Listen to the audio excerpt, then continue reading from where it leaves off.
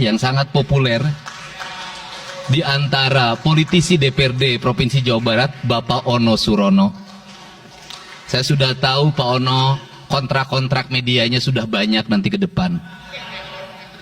Dan saya mengucapkan terima kasih atas berbagai otokritik yang dilakukan, baik secara langsung maupun lewat media, baik media massa maupun media elektronik. Dan itu menunjukkan bahwa di Provinsi Jawa Barat ada terjadi dinamika politik yang luar biasa. Semua orang memiliki concern pada hal yang menjadi tujuan kita, mewujudkan Jawa Barat istimewa dengan berbagai cara. Tugas DPR adalah bicara, itulah tugas DPR. Jadi kalau tidak bicara, mungkin DPRD dianggap tidak ada. Saya ucapkan terima kasih atas otokritiknya. Tetapi yakinlah bahwa apa yang kami lakukan selama ini, langkah-langkah yang seringkali kontroversi, langkah-langkah yang seringkali dianggap one man show, langkah-langkah yang seringkali dianggap terlalu sendiri dan terlalu konten, sesungguhnya adalah langkah-langkah menyelesaikan ini semua. Saya memberikan contoh, kalau saya melakukan operasi terhadap penutupan galian C, penutupan areal-areal pelanggaran terhadap lingkungan, kalau saya mengkoordinasikan terlebih dahulu dengan jajaran saya, bisa jadi operasi saya gagal. Kenapa? Karena begitu rapat, besoknya penambangnya sudah tahu apa yang akan kami lakukan. Sehingga kejutan-kejutan itu dilakukan untuk memberikan efek kejut. Dari efek kejut itu melahirkan viral. Dari viral itu melahirkan atensi. Yang pada akhirnya hari ini Jawa Barat, seluruh penambangan liar bisa diselesaikan secara hukum. Dan Kapolda memberi atensi yang sangat tinggi. Hari ini Jaksa Agung memberikan perintah kepada Kejaksaan Tinggi untuk melakukan proses pidana bagi siapapun yang melakukan pelanggaran lingkungan dan memberikan kerugian bagi kepentingan masyarakat. Yang kedua, saya sampaikan juga mengenai bagaimana melakukan penanganan terhadap berbagai problem lingkungan yang terjadi, nilai tukar petani yang menurun, kemudian musibah bencana alam yang tidak berhenti. Perlu kami sampaikan bahwa Gubernur Jawa Barat sudah mengeluarkan peraturan gubernur yang melarang alih fungsi lahan, yaitu larangan alih fungsi hutan, larangan alih fungsi areal perkebunan, larangan alih fungsi sumber-sumber pengairan, larangan air fungsi daerah airan sungai, dan larangan alih fungsi pesawahan. Yang itu harus segera ditindaklanjuti oleh kabupaten kota dengan melakukan evaluasi tata ruang secara menyeluruh. Karena inilah jalan yang terbaik apabila kita ingin melakukan perubahan lingkungan di Jawa Barat. Kemudian, masih bicara kemiskinan hubungannya dengan pendidikan.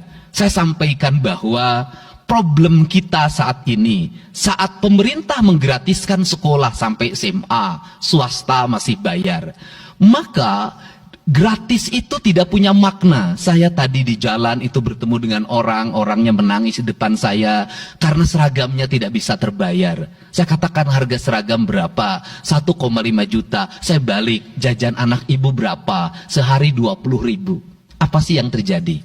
Yang harus diperbaiki bukan hanya pemerintah, tetapi juga masyarakat harus diperbaiki. Apa yang harus diperbaiki? Ke sekolahnya harus selalu gratis, tapi biaya konsumsi anaknya selalu diikuti. Apa artinya gratis? Kalau bekal ke sekolah 50.000 per hari. Negara mengeluarkan biaya, tapi orang tua mengeluarkan biaya. Maka kami sudah mengeluarkan surat edaran. Yang surat edaran itu sesungguhnya sebagai upaya sistematik dan menyeluruh sampai tingkat pendidikan dasar, walaupun itu bukan kewenangan gubernur. Tetapi dari sisi surat edaran gubernur bisa dijadikan landasan bagi para bupati dan wali kota membuat surat edaran yang sama. Apa sesungguhnya yang menjadi alam pikiran saya? Alam pikiran saya, kemiskinan terjadi bukan hanya pada persoalan menurunnya pendapatan, tetapi kemiskinan terjadi yang paling besar adalah karena meningkatnya biaya hidup. Biaya hidup yang tinggi misalnya di sekolah, biaya studi tour, biaya perpisahan, biaya outing kelas, dan berbagai biaya wisudaan, itu adalah biaya yang tinggi dalam pendidikan. Untuk itu, apa yang dilakukan oleh orang tua ketika membelanjakan untuk kepentingan itu? Mereka pinjam bank emok, Mereka pinjam bank keliling, mereka pinjam bank pinjol, mereka pinjam NBK, dan mereka pinjam bank Pancasila. Menghentikan ini sesungguhnya, saya lagi menghentikan mereka tradisi meminjam uang dalam keadaan terdesak pada para rentenir. Dan ini strategi untuk menurunkan kemiskinan. Kemudian yang berikutnya adalah perhatian ketika rakyat sakit.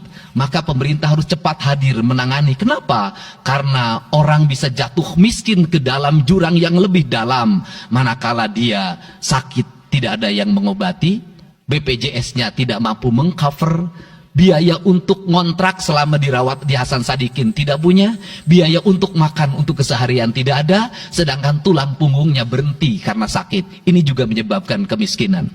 Kemudian yang berikutnya, kemiskinan terjadi karena rusaknya sumber daya alam, air yang hilang, sumber penghidupan yang hilang, sumber energi yang hilang, sumber protein yang hilang, sumber kalori yang hilang di lingkungan berupa kerusakan lingkungan. Itu akan melahirkan kemiskinan. Maka alam yang tertata sesungguhnya adalah bagian dari upaya untuk menjaga kemiskinan.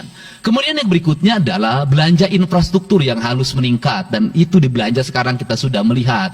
Itu adalah bagian dari menyelesaikan problem kemiskinan. Konektivitas infrastruktur sangat penting dalam menumbuhkan ekonomi, tetapi di balik itu kebudayaan rakyat tidak boleh berubah. Kenapa? Infrastruktur baik bisa jadi tanahnya dijual karena mahal, pada akhirnya menjadi miskin kembali. Infrastruktur harus seiring dan sejalan dengan kerangka berpikir publik yang mengerti akan hak atas tanah. Kemudian yang berikutnya adalah pengendalian penduduk. Booming penduduk di Jawa Barat relatif besar. Untuk itu harus dibuat berbagai upaya untuk menyelesaikan problem kependudukan. Saya berkali-kali bercerita bagaimana di Majalengka saya bertemu dengan sebuah keluarga yang tinggal di kontrakan, yang ayah dan ibunya tidur ketika jam 11 siang, dan anak-anaknya berjualan di alun-alun. Jumlah anaknya 11, dan ketika saya berkunjung ke tempat kontrakannya sudah hamil lagi yang ke-12. Ini problem. Dan itu saya kemudian di Cirebon, saya berkunjung pada sebuah rumah yang listriknya baru dinyalakan lewat program Provinsi Jawa Barat. Rumahnya itu ternyata anaknya sudah 4. Padahal dia baru saja menyelesaikan rumah dari pinjaman senilai 25 juta. Dan itu pun belum selesai, dan rumahnya 1 kamar.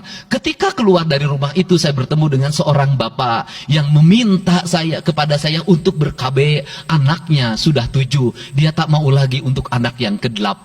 Saya katakan bahwa jumlah anak sangat identik dengan problem kemiskinan. Betul, kemiskinan tidak akan bisa diselesaikan dengan hanya mengatur kelahiran, tetapi setidaknya pengaturan kelahiran adalah bagian dari untuk menekan angka kemiskinan. Dan yang terakhir adalah dari seluruh rangkaian ini adalah belanja pemerintah harus menjadi stimulus bagi kepentingan masyarakat.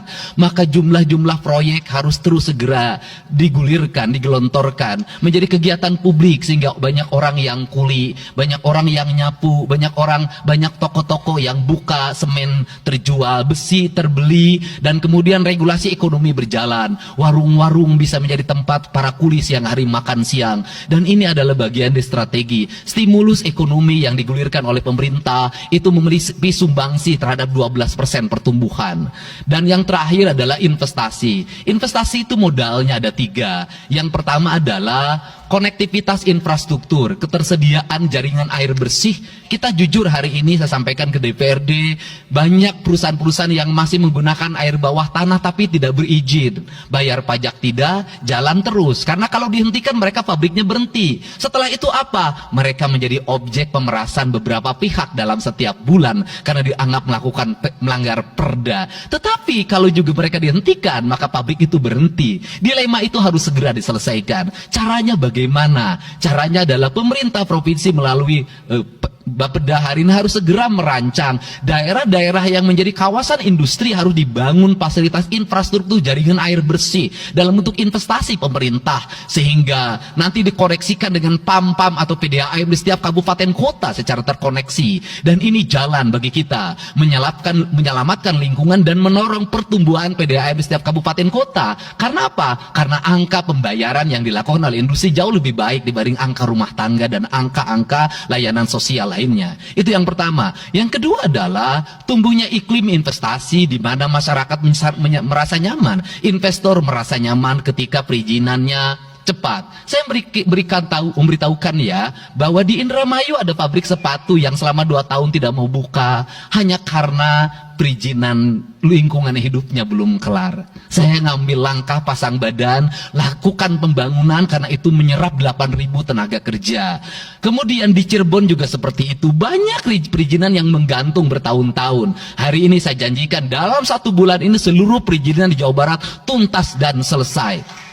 Dan saya meminta kepala BPM TSP menjadi VR pemerintah Provinsi Jawa Barat untuk senantiasa tiap hari melihat data dan dokumen di setiap kabupaten kota, mana yang terlambat, mana yang mengalami hambatan. Kemudian yang berikutnya adalah kenyamanan dalam berusaha. Kenyamanan dalam berusaha adalah keterangan para investor dan lingkungan masyarakat terhadap berbagai aksi gangguan dari orang yang mengatasnamakan diri preman. Untuk itu hari ini kita cukup bersyukur di Jawa Barat, peristiwa ini sudah hampir tidak ada. Kapolda kalau dengar ada preman, hari ini turun, termasuk ke Garut, dengar ada preman, Kapolda turun. Ini semua stakeholder sudah bergerak dengan baik, layanan investasi sudah berjalan dengan baik. Tinggal satu lagi, hambatan investasi adalah masyarakat menaikkan harga tanahnya luar biasa. Kasus BYD, kenapa mengalami hambatan sekitar 20 hektar, masih belum terbebaskan? Karena rakyatnya hari ini meminta 3 juta rupiah per meter. Padahal di situ dulu 150.000, itu pun jarang yang beli. Ini problem kita. Apa peran gubernur saya sampaikan? Peran gubernur bukan hanya mendorong bagaimana investasi berjalan melalui mekanisme administratif. Saya sampai turun untuk mijitin orang yang jual agar mau jual. Dan sudah ada beberapa yang berhasil saya rayu, saya dekati dengan harga. Itu pun tidak terlalu rendah, harganya 1,1 juta. Itu sudah paling murah. Ini yang terjadi di Jawa Barat hari ini. Tidak mudah mengelola sebuah wilayah yang begitu luas. Tidak mudah mengelola sebuah daerah yang kabupaten kotanya sudah otonom. Diperlukan pendekatan-pendekatan seorang ayah pada anak-anaknya. Sehingga hari ini saya di Provinsi Jawa Barat, saya tidak memposisikan gubernur. Saya kadang memposisikan menjadi ketua RT. Saya kadang memposisikan menjadi ketua RW. Saya kadang memposisikan menjadi kepala desa. Kenapa? Karena warga ini perlu disentuh dengan pendekatan pendekatan emosional yang kebapaan, bukan pendekatan struktural. Untuk itu saya yakin bahwa forum ini adalah forum kebahagiaan bagi kita semua. Kita sudah bisa menyelesaikan 2 agenda besar. Semoga ini menjadi kado terindah bagi masyarakat Jawa Barat. Insya Allah kami akan menjalankan pemerintahan dengan baik. Apa yang kami susun, apa yang kami rancang, dan apa yang kami kerjakan adalah semuanya kami dedikasikan untuk kepentingan masyarakat Jawa Barat. Yang terakhir kami sampaikan juga bahwa kami kemarin sudah melapas 273 anak-anak yang mengikuti pendidikan di Dodikrindam 3 Siliwangi. Hasilnya bisa dilihat secara terbuka di berbagai tayangan. Air mata tidak akan bisa membohongi kejujuran rakyat dan anak-anak itu. Dan saya sampaikan, hari ini ada 13 orang anak yang tinggal di rumah dinas gubernur. Pada saat yang lain orang tuanya datang menjemputnya, dia menangis. Tak ada satupun orang tuanya yang datang. Seorang menjadi anak yang terbuang. Dan akhirnya saya memutuskan mereka untuk sekolah di Bandung dan tinggal bersama gubernur Jawa Barat. Ini cara kita menyelesaikan. Saya ucapkan terima kasih pada semuanya. Semoga kebahagiaan menyertai kita semua.